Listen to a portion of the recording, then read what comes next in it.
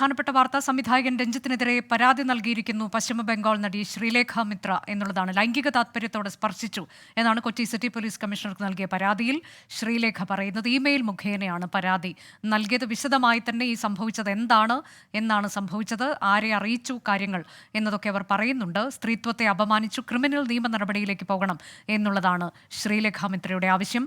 വിഷ്ണു സുരേഷ് ഒരിക്കൽ കൂടി. വിഷ്ണു, ഇത്തരം വെളിപ്പെടുത്തലുകൾ അന്വേഷിക്കാനാണ് 7 അംഗ സംഘത്തെ സർക്കാർ ഇപ്പോൾ നിയോഗിച്ചിട്ടുള്ളത്. അതുകൊണ്ട് തന്നെ ഈ പരാതി അങ്ങോട്ടേക്ക് കൈമാറാനാണോ സാധ്യത? എന്താണ് കൊച്ചി സിറ്റി പോലീസ് കമ്മീഷണറുടെ അടുത്ത നടപടി എന്നതിൽ സ്ഥിരീകരണമായോ?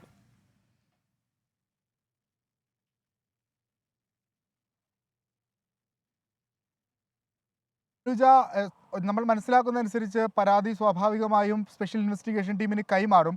പക്ഷേ നിലവിൽ ഈ സ്റ്റേഷൻ പരിധി അല്ലാതെ പ്ലേസ് ഓഫ് ഒക്കറൻസ് കടവന്ത്ര ആയതുകൊണ്ട് തന്നെ കടവന്ത്ര പോലീസ് ഒരു പ്രാഥമിക അന്വേഷണം നടത്തും എന്നാണ് ലഭിക്കുന്ന വിവരം. ഔദ്യോഗികമായ സ്ഥിരീകരണം ഈ വിവരത്തിനില്ല, ഒരു വസ്തുതയാണ്. അത് പോലീസ് തന്നെ അതുമായി ബന്ധപ്പെട്ടു അവർക്കും ഇടയിൽ ആശയക്കുഴപ്പമുണ്ട് എന്നാണ് നമ്മൾ മനസ്സിലാക്കുന്നത്. നമ്മൾ പോലീസ് ഉദ്യോഗസ്ഥരുമായി സംസാരിച്ചിരുന്നു. അവർ പറയുന്നത്, ഞാൻ കൃത്യമായി ചോദിച്ചിരുന്നു, അതായത് ഈ പരാതി സ്പെഷ്യൽ ടീമിന് കൈമാറാൻ സാധ്യതയുണ്ടോ എന്ന് ചോദിച്ചപ്പോൾ അവർ വ്യക്തമാക്കിയത് ഇല്ല, ഇത് പരാതി വ്യക്തമായി പരിശോധിച്ച ശേഷമായിരിക്കും എന്ത് തുടർ നടപടി സ്വീകരിക്കണം എന്നുള്ള കാര്യത്തിൽ ഒരു അന്തിമ തീരുമാനം എടുക്കൂ എന്നാണ് മനസ്സിലാക്കിയത്. എന്തായാലും നമ്മൾ കരുതുന്നത് സ്പെഷ്യൽ ഇൻവെസ്റ്റിഗേഷൻ ടീമിന് തന്നെ ആയിരിക്കും ഇതിൻ്റെ പൂർണ്ണമായ അന്വേഷണ ചുമതല എന്ന ഈ നടി ശ്രീലേഖ മിത്രയുടെ മൊഴിയടക്കം എടുക്കുക ഈ സ്പെഷ്യൽ ഇൻവെസ്റ്റിഗേഷൻ ടീമിലെ അംഗങ്ങളായിരിക്കും. അതിനകത്ത് വനിതകൾ ഉൾപ്പെടെ ഉണ്ട്. അതുകൊണ്ട് അവരായിരിക്കും ഇവരുടെ മൊഴി അടക്കം എടുക്കുക. പക്ഷേ ഇവർ ഈ വെളിപ്പെടുത്തൽ നടത്തിയെന്ന് പറയുന്ന ദൃക്സാക്ഷികൾ അല്ലെങ്കിൽ ഇവർക്ക് ഈ ദുരനുഭവം നേരിട്ട് അറിയാവുന്ന ആളുകൾ കൊച്ചിയിലുണ്ട്. ഇപ്പോൾ ജോഷി ജോസഫിനെയും ഫാദർ അഗസ്റ്റിൻ വട്ടോളിയെയും പോലെ, അതോടൊപ്പം തന്നെ ഒരു സ്ത്രീയുടെ പേരുണ്ട്, അവർ അടക്കമുള്ള ആളുകൾ ഇവിടെ കൊച്ചിയിലുണ്ട്. അതുകൊണ്ട് അവരോട് പ്രാഥമിക വിവരം തേടുക കൊച്ചി സിറ്റി പോലീസായിരിക്കും എന്നുള്ള കാര്യത്തിൽ ഒരു തർക്കവുമില്ല. അതൊരു പക്ഷേ നാളെ തന്നെ അതുമായി ബന്ധപ്പെട്ടുള്ള പ്രാഥമിക അന്വേഷണം കൊച്ചി സിറ്റി പോലീസ് നടത്തും. ഈ കമ്മീഷണർ ഓഫീസിൽ വന്നിരിക്കുന്ന പരാതി ഏറ്റവും അടിയന്തരമായി കടവന്ത്ര പോലീസിലേക്കായിരിക്കും കൈമാറുക. കടവന്ത്ര പരിധിയിലുള്ള ഫ്ളാറ്റിൽ വെച്ചാണ് ഈ പീഡനം അല്ലെങ്കിൽ ഈ ലൈംഗിക അതിക്രമ ശ്രമം നടന്നത് എന്ന് ഈ പരാതിയിൽ പറയുന്നുണ്ട്. അതുകൊണ്ട് കടവന്ത്ര പോലീസായിരിക്കും പ്രാഥമിക അന്വേഷണം നടത്തുക എന്നും ഏറെക്കുറെ വ്യക്തമായിട്ടുണ്ട്. ക്രിമിനൽ നടപടി രഞ്ജിത്തിനെതിരെ വേണം എന്നുള്ളതാണ് ഈ പരാതിയിലെ ഏറ്റവും പ്രധാനപ്പെട്ട ആവശ്യം. ഞാൻ നേരത്തെ സൂചിപ്പിച്ചതുപോലെ ലൈംഗിക ഉദ്ദേശത്തോടു കൂടി തന്നെ രഞ്ജിത്ത് ഉപദ്രവിക്കാൻ ശ്രമിച്ചു.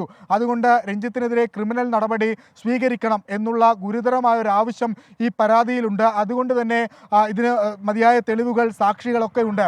FIR രജിസ്റ്റർ ചെയ്യേണ്ടി വരും എന്ന് തന്നെയാണ് നമ്മൾ പ്രതീക്ഷിക്കുന്നത്. കേവലം ഒരു ആരോപണം മാത്രമല്ല, സാക്ഷികളുണ്ട്, നടന്ന സ്ഥലമുണ്ട്, അതോടൊപ്പം തന്നെ ഇവർ അല്ലെങ്കിൽ കൊൽക്കത്തയിൽ നിന്ന് ഇങ്ങോട്ടേക്ക് എത്തിയതും ഈ സംഭവം നടന്നു എന്ന് പറയുന്ന സ്ഥലത്ത് ഇവർ ആ ദിവസം ഉണ്ടായിരുന്നു എന്ന് പറയുന്നതിനുമുള്ള കൃത്യമായ രേഖകളൊക്കെ ഉണ്ട്. അതുകൊണ്ട് ഈ പരാതിയിന്മേൽ ഒരു FIR ഉണ്ടാകുമെന്നുള്ള കാര്യം ഉറപ്പാണ്. അതിൽ ആരായിരിക്കും അന്വേഷണം നടത്തുക എന്നുള്ളതാണ് ഇനി അറിയാനുള്ളത്. അത് സ്പെഷ്യൽ ഇൻവെസ്റ്റിഗേഷൻ ടീമായിരിക്കുമോ, അതല്ല എങ്കിൽ പ്രാഥമിക അന്വേഷണത്തിന് ശേഷം കൊച്ചി സിറ്റി പോലീസ് ഈ കേസ് അവർക്ക് കൈമാറുമോ എന്നുള്ളതാണ് ഇനി അറിയാനുള്ളത്. അതിലൊരു ഔദ്യോഗിക സ്ഥിരീകരണം അല്പസമയത്തിനകം തന്നെ, അല്ലെങ്കിൽ കുറച്ച് മണിക്കൂറുകൾക്കകം തന്നെ സിറ്റി പോലീസിൻ്റെ ഭാഗത്ത് ഉണ്ടാകും.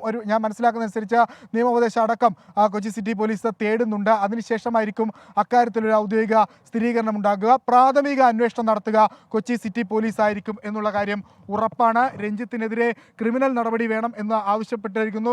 ലൈംഗിക ഉദ്ദേശത്തോടു കൂടി രഞ്ജിത്ത് സമീപിച്ചു എന്ന് പറയുന്നു. അതുകൊണ്ട് തന്നെ ഈ കേസ് സാധാരണഗതിയിൽ ഇത്തരം പരാതികൾ വരുന്ന കേസുകളിൽ നോൺ ബെയിലബിൾ ചുമത്താനുള്ള സാധ്യതയാണ് കൂടുതൽ. അതുകൊണ്ട് ജാമ്യമില്ലാ വകുപ്പ്